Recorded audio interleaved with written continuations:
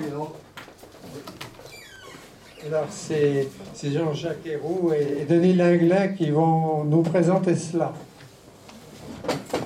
Oui, avant de passer la parole à Denis et sur un projet CNR dont j'ai récupéré les caractéristiques et surtout les performances économiques. C'est pour ça que j'ai demandé à Denis d'intervenir, parce que c'est un projet qui est sur le Rhône et qui se situe à Pougny, qui est à 2 pas de Ferney-Voltaire, dont on parlait tout à l'heure, et peut-être dans la même communauté de communes. Bon, mais avant de... Je vais donc présenter un peu l'intérêt du photovoltaïque, et vous me direz pourquoi je parle de photovoltaïque alors que c'était l'eau. Mais donc j'ai extrait une particularité, c'est pourquoi installer des panneaux photovoltaïques sur de l'eau.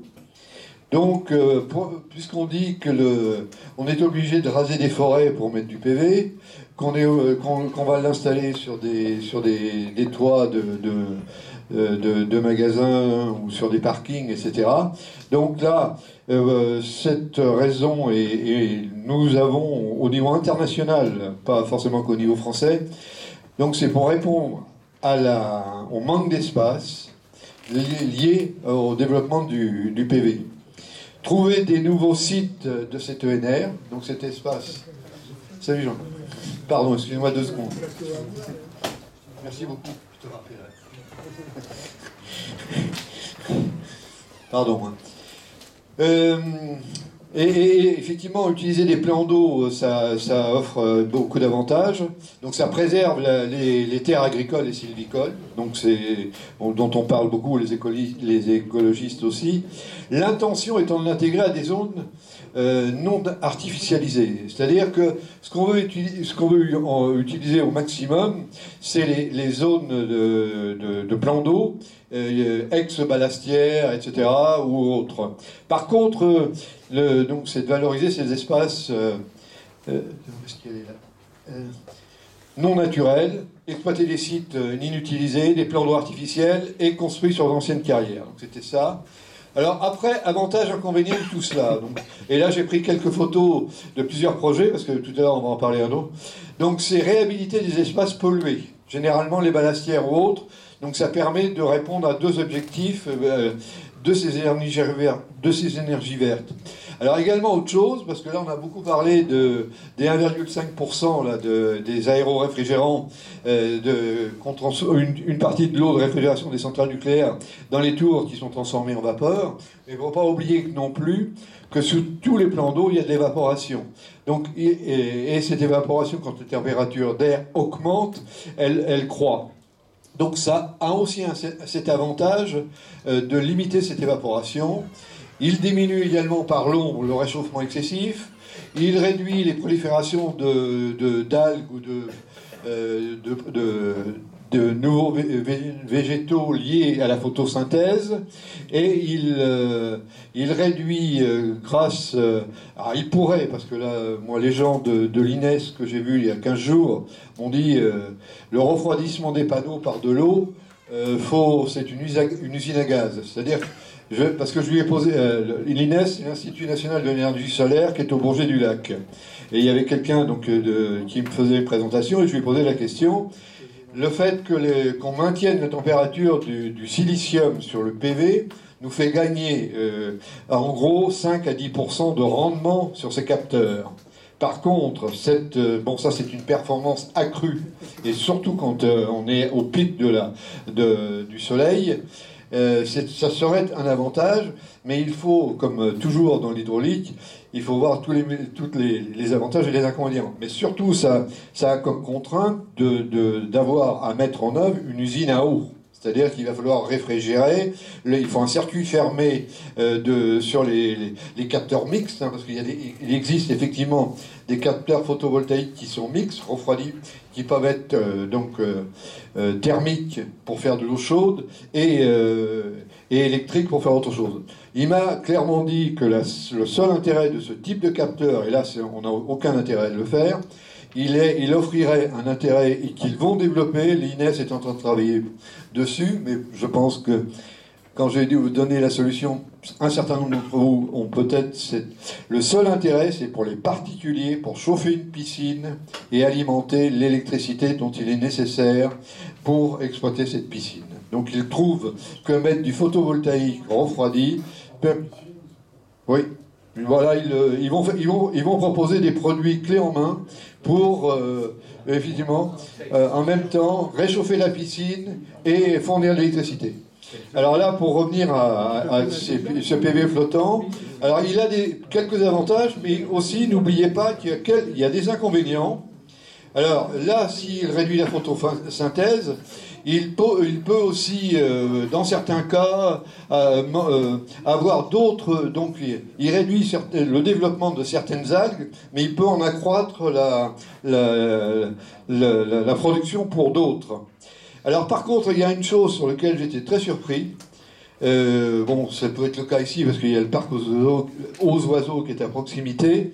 C'est la surface brillante pourrait troubler les oiseaux. C'est-à-dire que les écolos disent que le soleil qui se reflète là-dessus sur l'eau, moi je vois pas pourquoi il y a une différence entre le PV sur un parking de supermarché, mais compte tenu que ces ballastières sont souvent placées dans la nature, ils disent que la partie pourrait troubler les oiseaux. Globalement, donc on développe ce genre de projet, mais l'impact environnemental, les pour et les contre n'ont pas encore partagé leur avis, et le consensus sur l'avantage ou non sur la gêne, il n'est pas acquis. Alors il y a un autre, l'entretien il est plus, c'est un peu ce qui est indiqué en dessous, c'est durée de vie qui est amoindrie. L'entretien, et puis alors il y a un problème, bon, je ne vais pas évoquer là, mais bon, c'est les ancrages et la tenue des ancrages. Hein. C'est-à-dire que là, il y a des problèmes mécaniques. Donc c'est des choses qui se développent à la vitesse grand V, mais l'avis sur tous les aspects sont pas partagés. Bon, je démarre là sur la CNR ou parce que oui, tu prends après. Oui, alors donc là, hier, bon, j'ai beaucoup parlé de la CNR. Bon, ceux qui les connaissaient pas, la Compagnie nationale du Rhône. Et puis voilà quel est leur scope. Donc ils ont 49 centrales hydroélectriques et 3000 MW. C'est majoritairement sur le Rhône. Ils disposent de 5... Parce qu'on en reparlera après également, parce que la CNR utilise l'hydraulique du Rhône pour compenser par la flexibilité de l'hydraulique la compensation de leurs autres ENR. Vous voyez qu'ils ont 57 parcs éoliens et 46 parcs photovoltaïques. Ce qui fait, en gros, et maintenant c'est encore augmenté parce que les données ont cru par rapport à cette information, ils ont en gros 3000 d'hydro pour 1000 de thermique, et regardez l'objectif qu'ils ont. Donc ils ont une puissance totale installée de 4000, donc l'équivalent de 4 centrales nucléaires. Bon, et puis ils ont un objectif de passer à 7000 MW en 2030. Bon. Comment ? Quel rendement ? C'est la puissance installée. Bah oui, le rendement. Parce que tu vas avoir l'énergie produite. Oui, bon, je l'ai sur un autre. Hein. Non mais bon, moi, peu importe. Dans la communication qu'a la presse ou qu'ont les médias, on parle surtout de puissance installée et du photovoltaïque à 13h. Hein. On ne te demande pas si elle n'est que de 50% à 10h du matin. Hein. Donc on va en produit. Oui. On sait que c'est 1200 heures par an. Voilà, c'est ça. Donc, oui. Alors là, bon, ce qui est intéressant et pourquoi ils ont fait aussi, pourquoi ils financent, parce que on va voir tout à l'heure l'aspect financement et autres avec la commune de Pougny. C'est pas des philanthropes, hein, la CNR. Donc Vous le croyez? Bon. Donc ils veulent valoriser le potentiel photovoltaïque rhodanien et également potentiellement, parce que les premières éoliennes qu'on voit là, le long de l'autoroute, ceux qui vont à Tricastin ou en face, ouais. Oui, ils vont faire du repowering sur les éoliennes de Bolène. Ils sont candidats à d'autres concessions. Et puis, ils veulent acquérir d'autres sites pour faire donc ce développement des ENR. Mais rien que dans le Haut-Rhône, donc dans la partie de la zone où est Denis, là, au-delà de Bellegarde, ils ont déjà 2 parcs en exploitation, bon, même si Villebois c'est un peu plus bas, Virignien. Ils ont un permis de construire qui est Val-Serone, et ils ont, rien que sur le territoire du Haut-Rhône, ils en ont 10 projets dans le tiroir. Alors maintenant, le flottant, donc ils veulent effectivement, y compris sur le Haut-Rhône, favoriser le photovoltaïque flottant. Alors, bon, vous le voyez, ce que j'ai donné, alors, comment c'est constitué.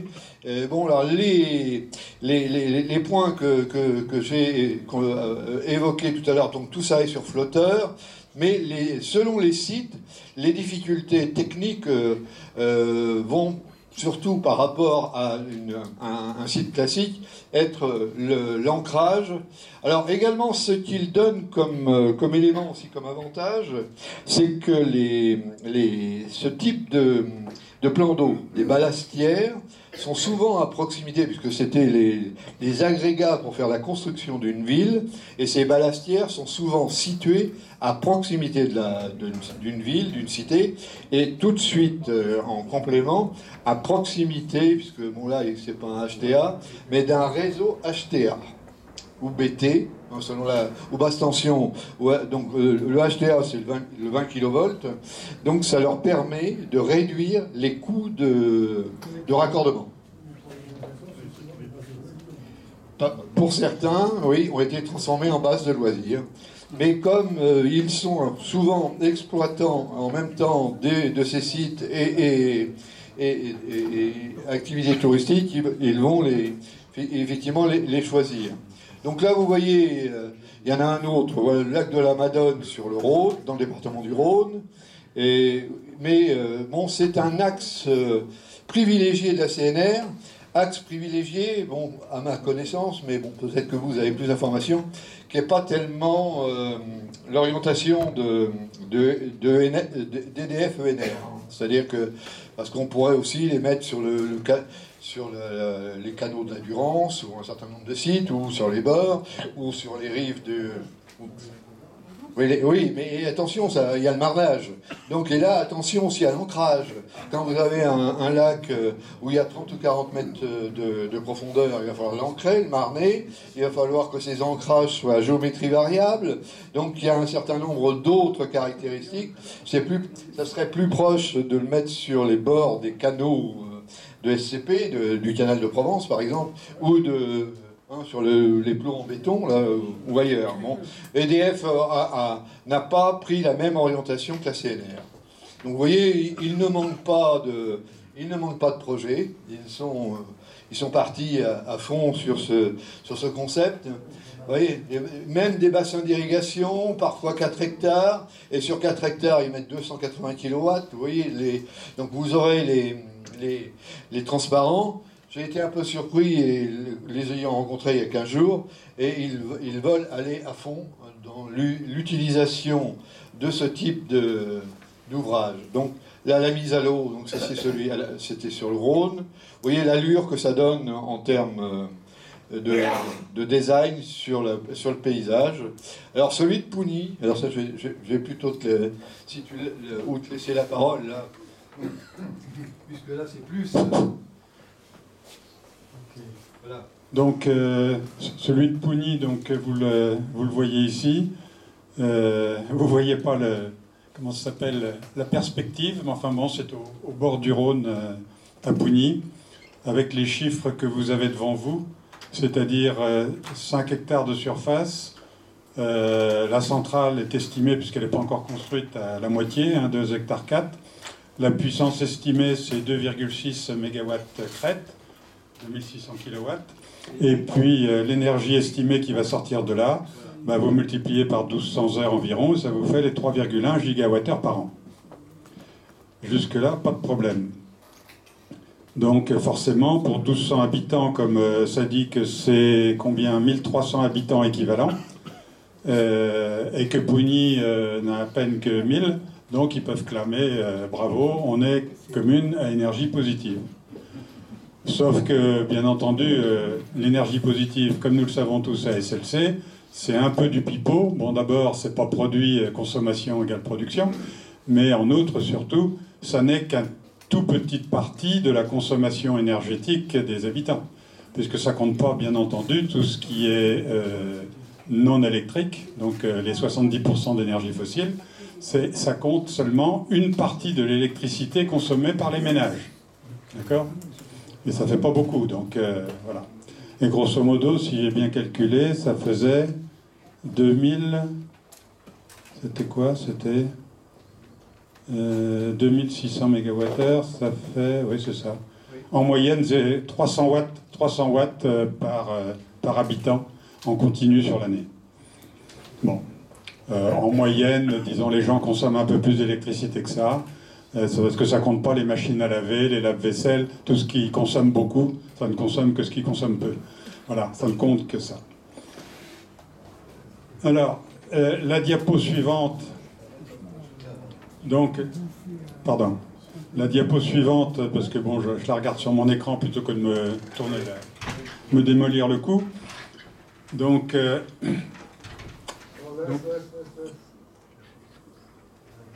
vous voyez, vous allez voir un peu quelques contraintes.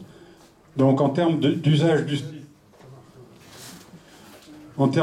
site, donc il y a les prescriptions de mise en état dans l'arrêté préfectoral plan d'eau à vocation écologique.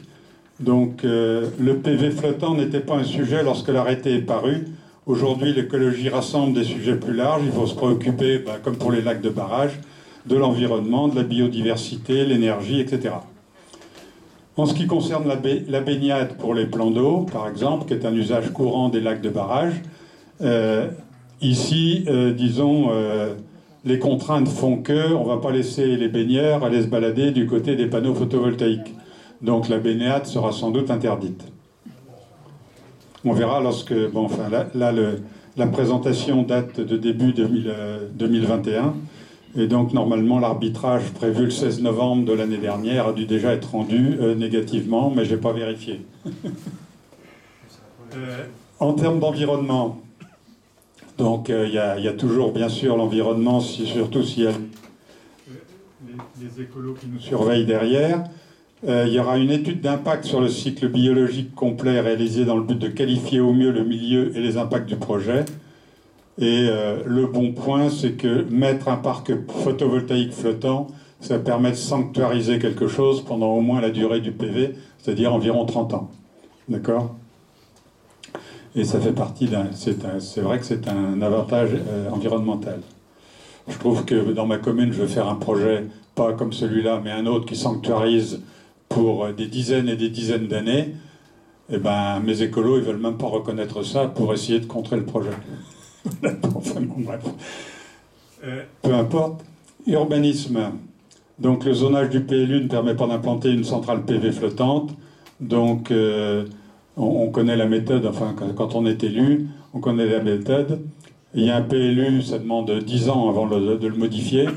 Mais si on passe par la méthode de la déclaration de projet, c'est-à-dire on a déjà un projet bien construit, on le soumet, ça passe toutes les normes, etc. Et le préfet signe un arrêté qui dit c'est bon pour moi, et ceci emporte la modification du PLU sans qu'il y ait rien à faire. D'accord ? Et donc, disons que la procédure prend 6 à 8 mois, mais enfin bon, ça marche. Et les communautés d'agglo, enfin comme la mienne, ou les communautés de communes, quand elles ont moins de 100 000 habitants ou pas de communes de plus de 15 000, disons, ça leur fait rien, ça ne demande pas beaucoup de travail de modifier le PLU dans ces conditions. Et enfin, technique, faut reconnaître que le site est relativement petit avec un productible restreint. Et donc, il faut vraiment optimiser l'implantation pour rendre le projet viable. En pratique, c'est vrai que, si vous avez vu sur la photo, ça occupe vraiment quasiment tout le lac. On est obligé, on peut même pas faire un rectangle, voilà, qui va poser quelques contraintes et bien ancré, même pour que ça touche pas trop les bords. Voilà. Alors, la diapo suivante, donc, c'est pour arriver un peu plus dans le dur.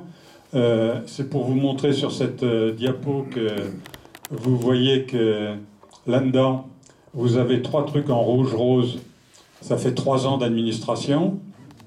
On est en France quand même, hein, donc la France éternelle, c'est avant tout de la gestion et de l'administration. C'est comme ça que le pouvoir de l'État s'étend à tout le monde. Et la construction, ça prend 6 mois à la fin. Voilà. Pas très dur. D'accord ? Bon, alors il faut passer par des appels d'offres de la Creux. Bon, enfin, on en passe. Ensuite, les chiffres. Donc ça, c'est à retenir. Donc 2,6 MW crête installée, ce que j'avais dit tout à l'heure. Il y a 2 millions d'euros d'investissement. 2,6 par 1200 environ, ça fait les 3100 MWh produits chaque année. Ce qui fait l'équivalent de la consommation électrique de 1300 personnes. Et vous savez, ou vous le saviez déjà, comment est calculé l'équivalent personne. Ça compte que très peu de la vraie consommation énergétique. Et puis enfin, il y a 8200 € annuels de retombées locales. Alors j'ai compris que c'était le 4,1 plus 4,1 de l'autre côté. Je vois que la CVAE est également mentionnée. Mais c'est aussi normalement des retombées locales. Mais c'est pas des trucs communaux.